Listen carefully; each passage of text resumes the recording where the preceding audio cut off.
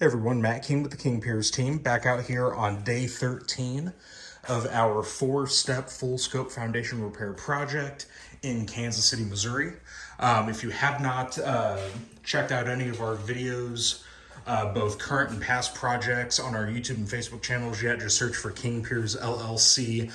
There you'll be able to catch up and stay up to date on all of our projects, including this one. We've been taking daily video updates, so check us out, King Piers LLC on YouTube and Facebook. But getting back to this project, we are rapidly approaching completion. We have the back north foundation wall that was leaning inward. Previous attempts were made to straighten this wall. Our earlier videos detail the different steps that were done by other contractors that ended up failing. We had the steel plates and bolts going through the wall, which didn't work. So what we did is we first excavated all of the dirt on the back side of the wall all the way down to the footing. We completely excavated all that out, relieved all that external pressure that was causing this wall to lean inward. And as you can see, we then set up our angle iron 6x6 treated wood support post and bottle jacks and just gently tilted this wall back to vertical. I believe our video from Friday last week showed just how quickly we can make a wall vertical once we get started with the straightening process. It's just a matter of a couple minutes. So there is certainly a ton of prep work involved in straightening a foundation wall. A lot of it's excavation, and then also we had some temporary 6x6s running under the joists to slightly raise off the top of the wall as well. But everything after that is done pretty quickly. 5 King Pier 2s were installed under the footing.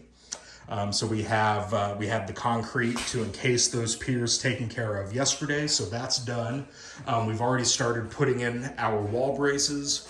The bottom ends are approximately 4 inches below the floor, right on top of the footing. The upper ends here, always like to show this off. We never bolt anything from the bottom of the floor joist. We always bolt everything from the side. We use 6x6 treated wood support posts in between the joists, and then new like-size treated lumber past that. So looks great. This will not cause the floor joist to split down the road. We always point this out, and we do have videos on our YouTube and Facebook channels showing other contractors how they do wall brace installation the wrong way, and have already caused those joists to split. So that's why we do ours this way, the right way. So looking great there. We're gonna wrap up hopefully the interior crack repair work later today, if not tomorrow morning. As you saw when we started the video, we have our drainage system in place. We're just waiting on the gravel to get here so we can get that laid out on top, and then we'll concrete back to flush with the existing floor, and that part will be done.